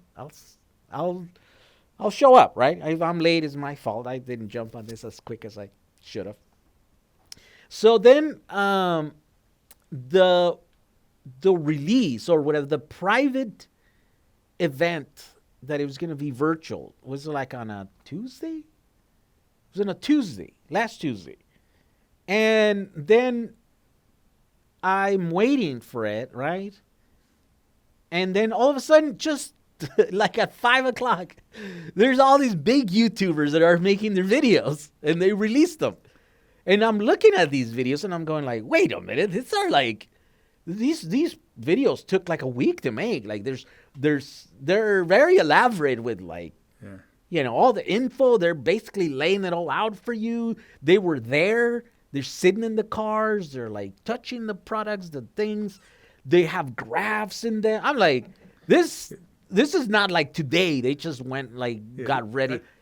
It takes time to do that kind of stuff. Yeah. They got like early access, like a week before me, and I'm like, and by the way, this embargo thing, where's the embargo? And then I read the fine print, and the embargo was for the information not to come out until Tuesday. So now they're inviting me to see this thing like a week after the world has seen it, and I'm like, what do I want to make a video when all the big YouTubers did a video on it? Like nobody, I'm like, you just basically, I have no incentive to cover this thing. I think it's dumb. It's huge. It's expensive. I don't know who it is for, right? It's for rich people essentially because well, I think it's also for people to do off-roading and stuff. rich people don't go off-roading. Well, maybe some they could if they wanted to. But if you build a real off-road rig, those things are massive and they're expensive. They're expensive. Yeah. And they said they sold out of their like premiere or launch edition version, whatever they're calling it. Yeah. But they're not. But the last I heard was they weren't telling how many that is. So yes, that could have been we're that could have been 1,000. That could have been 10,000. Nobody knows. And that's 2 years from now, right? The release date is like. Yeah, it was like 4 models, like a year apart. Like end of. Like, there was like one in 2021, one in 2022, one in 2023, one in 2024, which is kind of crazy. I think the ones you can sign up for, I think they're like the ones that are coming like 2 years from now or something. Yeah, it was a really long time frame too, which was really strange. Like I know the one of them was 2024. It's like, that's... The one that everybody would like, the one that people could actually afford, I think. It was the like 70,000. It's like, that's really far out to be announcing it. I mean... I don't know. I was like, whoever's running the promotional thing over there just doesn't know what they're doing. Like, I have no incentive to go. Like, right? What do I got? Like, they're not paying me to do this thing. You're giving me early access. I'll take it. You know, that's my incentive. I have some info that maybe only a handful of us have. We'll be able to put it out there. We compete for views, and then get some, exclusivity or whatever. I'll do it. I'll jump through hoops to get this. But you're offering me to see this car like a week after everybody else has seen it? I'm like, woof. Like, I already saw it. I saw the videos. It's definitely going to be a low volume car. It's just, it's not for, I mean, it's a very, who can put down over $100,000 for a truck that can do all kind of off-roading stuff? That's a small audience. Small audience. And then here's the thing. I think kind of Hummer lost their original goal, like marketing thing. I think they were hijacked by all these like rappers and all these flashy people, right? Like all these gangsters, like cause, okay, the Hummer was originally a military vehicle, right? Yeah. And then that was cool. It was like, oh, you get this beast of a vehicle that's stuff. You can run over other vehicles. You can knock buildings down with it. You can do whatever. It's indestructible, right? It's stuff that you see out in the fields, war fields, or battlefields of modern the modern world. But then they decided to do a version for the general population, right? For the consumers. And it's kind of this weird, watered down thing. And then that's the one that gets hijacked by all the rappers. And anyone that just wants to like flash money, it's like, here's how ridiculous I am that I got the biggest car that. So I think they haven't recovered from that, right? It's like it becomes this thing where it's overconsumed, right? It's like It's like I got so much money that I don't know what to do. I'm just gonna buy this outrageous, outlandish car. And I think instead of trying to divert or change from that, they're kind of doubling down on that.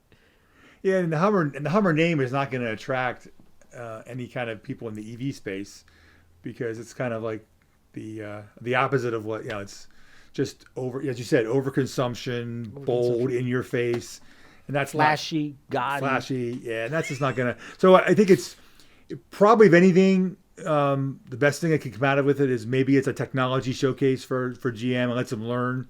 Yeah, that's probably the best we can. I mean, that's probably the best thing that'll come out of it. Yeah, but we'll see. It depends how they deliver. Maybe it'll get them serious. Maybe it'll get them. It'll be a kind of a trickle down thing where they learn how to do it in this crazy over the top thing, and then they actually put real stuff into their trucks and SUVs and do it for real in a couple years. Yeah, I feel like it's not a real attempt, right? It's like it's so expensive. It's so high end, so probably low numbers that it's just I don't know who's gonna buy this. Just rich people. I don't know what it took to pre-order. Also, like this whole. I think it was pretty low. It wasn't like it was not much at all. So the pre-orders may not be real orders either. Yes. Yeah. It's the same thing with a Cybertruck. $100 deposit to get a pre. I'm like, yeah, right. Okay. Yeah, that's not a pre-order. That's not a pre-order. That's just a batch of batch whatever. I'm Batch doing of groupies. I'm doing whatever. I'm doing the cool thing this week. I'm pre-ordering my Cybertruck. Truck. But even the Cybertruck, it seems like it's a much better. Yeah, I hated that thing when it came out because of the looks. I think are terrible. And also outlandish. It suffers from all the same thing as the Hummer, but at least the Hummer looks semi normal. It's just massive. It's just kind of grotesque. But the Cybertruck is just so alien, so weird. It's gonna take a few years for us to, grow. I think once we see it on the street, it's gonna be like, okay, whatever, and then maybe you even like to love it or whatever. I'll come around and like it. But I think that even seems like a better possibility. Musk doesn't BS as much as people like to think he does. That guy's pretty straight. He always says things that he genuinely is going to try to do, right? So he's going to try to deliver this truck. He usually delivers. His timelines are oftentimes wrong. Yeah. But there again, though, with the Model Y, they actually were the first time they actually beat their timelines. So maybe we can hope. Now, one time doesn't make a trend, but that they're learning their lesson to be better at that. Yeah. Time will tell, but they did beat their timelines at least once. So yeah, if I tell you the truth, the Cybertruck seems like a much more genuine attempt at making an electric truck than this Hummer does. Yeah. Right? I'm like, that's a joke. I don't know who's going to do that. But then you never know. Maybe in 2 years you have 80% of your membership is going to be driving big Hummers. I don't know. Not in the traffic around here, they're not. That's for sure. Not in DC, I guess, right? Yeah. Even the Cybertruck in DC traffic, I would not want to be driving that. Either of them. Maybe you can run over all those traffic. And maybe there'll be a trend. You'd be like, hey, I got to get to work. Running over people. Yeah. When I first got my EVs, the Bolt and the Tesla especially, one of my favorite things to do at a parking lot was to look for two Priuses and park between them. So it's kind of the Hummer kind of big truck kind of statement of well, you're driving a big truck. Well, here you Prius people, I'm driving an EV, kind of showing them you can do better. Oh, you were shaming them. Wow, I didn't know that. Yeah, the Priuses were everywhere, though, right? These were. How did the Prius it's the Nokia. It's the Nokia of electric cars, right? Well, the thing about Toyota that makes me frustrated is with the Prius, they had such a lead on electrification, and they just squandered it by saying, "Oh, we're going to do hydrogen," which they're not delivering anything on. And they could have jumped into a new market, led the way, but they just didn't. Yeah. And so I actually am more frustrated with them than GM, because at least GM with the Volt and the Bolt, they've tried. Maybe not been as successful as we'd like, but they at least tried. Whereas there were compliance vehicles, but they were compelling enough. I used them, and I have no complaints. They were great cars. Yeah. But they didn't push them at all. They could have. Yeah. They had the know-how to really be a leader in this space, and they just chose not to. They're reluctant. Yeah. They're reluctant. I don't know why. It doesn't kind of make sense, because it wasn't like they were going to cannibalize their sales. They already had a toehold. So it's their partnership with the oil companies. It goes 100 years. Yeah. You can't just turn your back on your partner of 100 years and just be like, hey, we're making the electric cars now. Good luck. Yeah. There's no way. You can't do that. There's just too much at stake there. They're like, oh, really? Yeah. Oh, you want to do that? Okay. Now you're going to war with your partner. You're asking for divorce. Yeah. But it's coming. One of my favorite stories about doing EV stuff was, we have booths at the auto show, DC Auto Show, and this is several years ago. I'm at our booth there talking EVs. People are coming up and people have questions and we're answering them and stuff. And these two little boys, they're twins, probably like 7 or 8. They walk up with their grandpa in tow. I'm ready to go into my spiel about EVs. Before I can say a word, they're like, Grandpa, look at that car. They knew everything. And they were telling Grandpa all about these EVs. And it took them 5 minutes to actually ask a question, something they didn't know. And so here I'm, these, like I said, they were 7 or 8-year-old twins. And I'm thinking, there's the future. When the little kids are getting this. It's so weird. They're excited about. They're excited. They were thrilled. Cars. Yeah. It's not an old thing. I mean, we're old people being excited about this technology, but I guess there was kids that were excited about pistons and transmissions, carburetors. Well, we have one of our members. He's now in college out in California. Actually, he got excited about EVs when he was like 12. Convinced his parents to get a Tesla. Convinced his parents to get a second EV. When he got driving age, they got him a used Kona electric. A Kona? Yeah, okay. Actually, for a teenage driver, 80 miles of range is like perfect. They can't really go too far and get in trouble. Yeah. And so he convinced his parents to get into this. And over a few short years, they became a three EV family, got rid of all their gas cars. Wow. And if it weren't for the kid doing that, who knows how long it would have been until they would have gotten into this. That's so crazy. That story sounds very familiar to Jay Leno's. Jay Leno was a car guy, a kid growing up. He was a fan of cars. He loved cars. Bob Lutz is his hero and stuff. And his parents were not, they were like, okay, we need a car. We'll buy a car, but we don't care. And so he begged for them to get this one car or whatever that had a muscle. It was a muscle car with a big engine. And, he somehow tricked his parents into getting the brake package, and the muffler package. I don't know what. And his dad didn't know. They were like, what is this? And they're going down the road and they're like, oh my God, this is terrible. They're like, it's too loud. But eventually, I think his dad probably appreciated the cars or whatever. But he had to trick them. And so I guess this is the new thing. Now kids are getting excited about this new technology, electric cars. So I guess nothing new. It's just different technology, basically, right? Like, that's so crazy. Well, yeah, I mean, we're all doing our best to try to spread the technology. We're all, somehow you can't just buy and consume. I think there's a lot of people, though, that do it. I see them. All my neighbors are people that are just, there's people that don't know anything about these cars. They're like, it's a car, you plug it in instead of go to the gas station. That's it. That's all they cared to know about.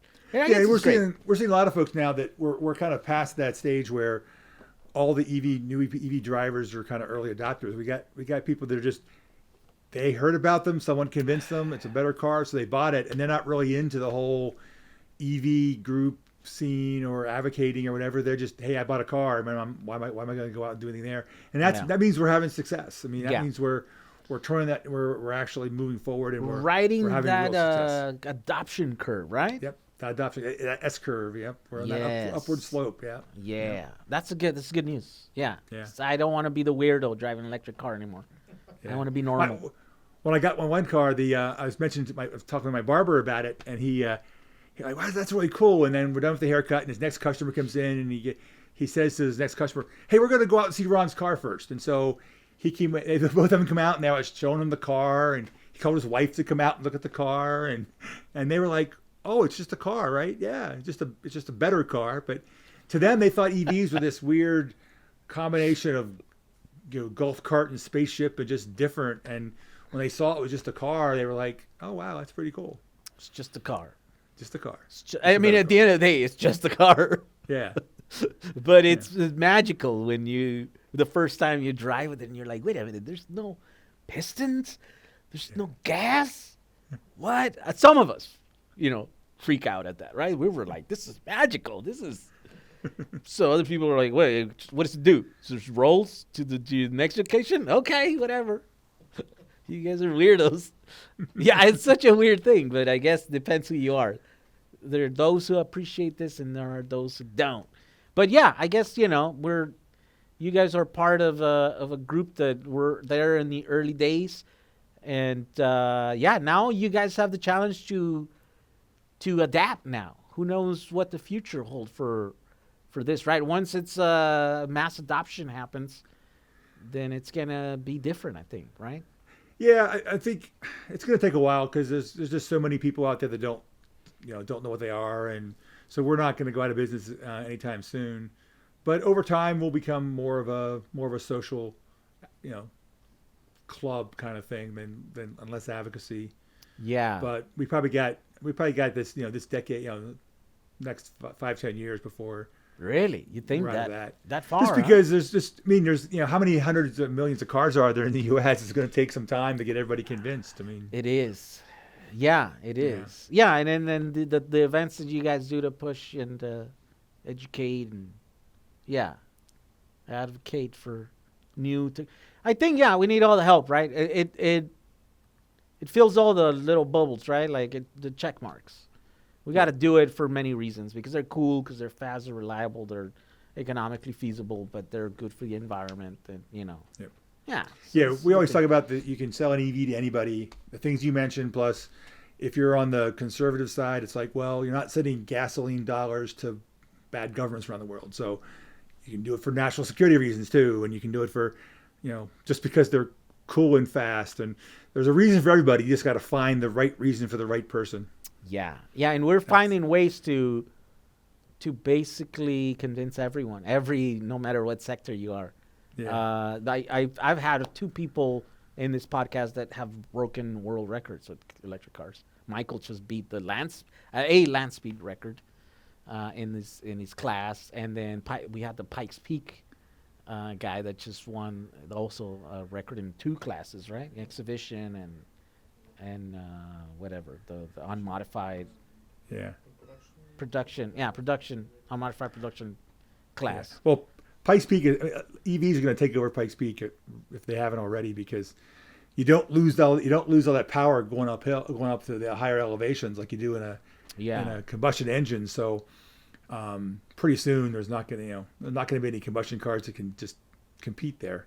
Yeah, and the EV just has such an advantage. Yeah, and then hopefully at the tracks too. I mean, that day's coming. Yeah, that day's coming, or we'll start dominating there too.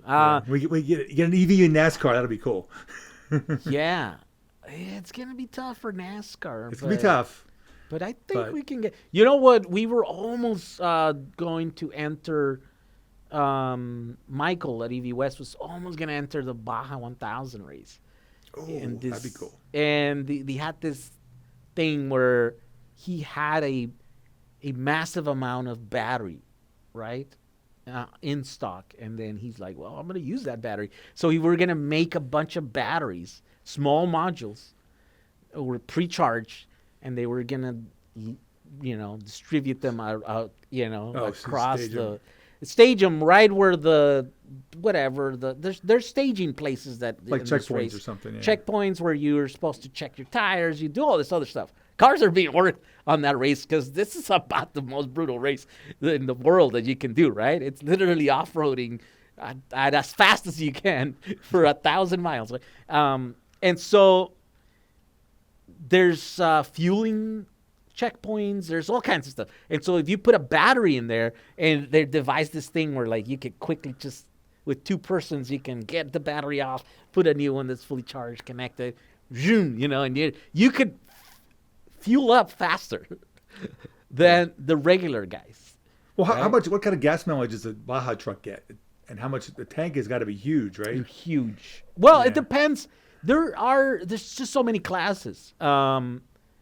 And he didn't want to do the top end because these are just such massive vehicles. These are $1 million trucks, right? And so they have the latest technology, and they have all these crazy things, and there's a lot of money. And so he thought, we can't compete in those classes yet.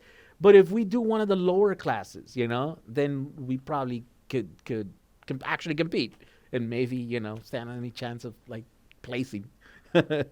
And so that's what he was going to do. But at the end, it just, I don't know, it fell apart. It required too many people, it was kind of undertaking, right? It's like, it's not just well, it's always next year. There's always next year. except this year. Well, yeah. Hopefully 2021, we're done and over with this nonsense, with this pandemic thing. Yeah, let's hope in here so that we can go and break more records and I don't know, so I can do my builds and go to Hawaii and, do the thing. All right. Well, hey, thank you for coming and talking to me. It's been really fun talking to you. Yeah, it's been a lot of fun. Yeah. You want to share your socials for people to find out in your region, right? If you guys want to join, there's camaraderie that comes with having a group of people that share your same, excitement over technology and stuff. Oh, look at that. You're ready to go. Man, look at that. Well, I figured my name's not easy to spell, so I would do it this way. Yes. How do you spell your last name? So it's Kaltenbaugh. Oh, yeah. And how do you pronounce it? Kaltenbaugh. Kaltenbaugh. Okay. All right. Yeah. Kaltenbaugh. Ron Kaltenbaugh. Yeah. Yes. Yeah. So we're in the process of transitioning our website. So I gave you that link there, evadc.org/evinfo. Will actually direct you to our new website that's a work in progress. But that page has on it all of the content that we've created internally in our club.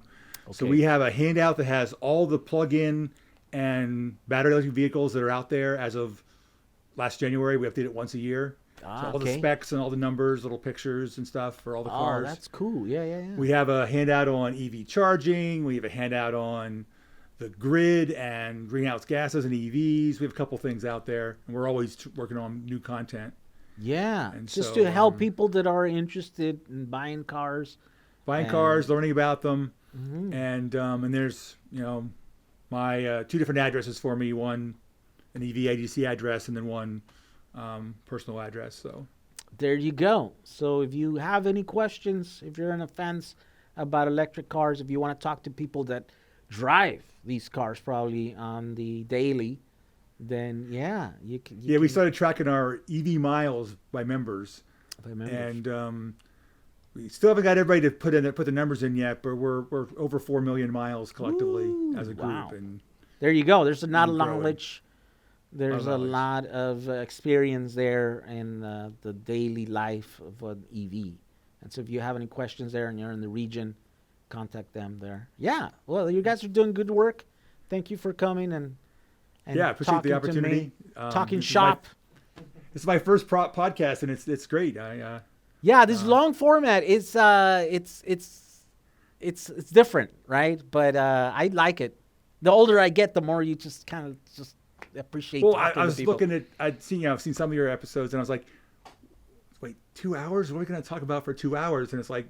And I looked up at the timer there, and it was already I thought it was been 45 minutes, but it's 2 hours. Yeah, once you get into a good conversation, you just don't. The time flies. Yeah, so. All my guests have. I've been lucky that all my guests have been. I find them interesting, and slowly my audience has been finding these conversations useful. We're starting to see in the comments where people are like, "Hey, this is great. Keep them coming. This is such a good." Conversation. I learn things here or whatever. I was like, so I think moving forward, we're gonna find an audience here that it's completely different from what I normally do, right? And so I knew that it was going to my audience was not all gonna be in, but there are people that are like us and interested and they just want to hear conversations about this stuff. So thank you for coming. Thank you for being part of it. Thank you for being interesting. and having cool stuff to talk about. We'll have you in the future again. We'll have Brian here schedule you for maybe when the new car comes out and we have something that happens within your user group in there. Yeah. Well, and also post-election, who knows? I mean, it's going to be. Depending how the election goes, there could be a lot of EV things happening. That's true. And, you never know. So, never know. Maybe Trump is our biggest ally. And maybe he wins. I don't know. At this point, it's who knows what's gonna happen. It's weird. All right. Well, thank you, and we'll see you again.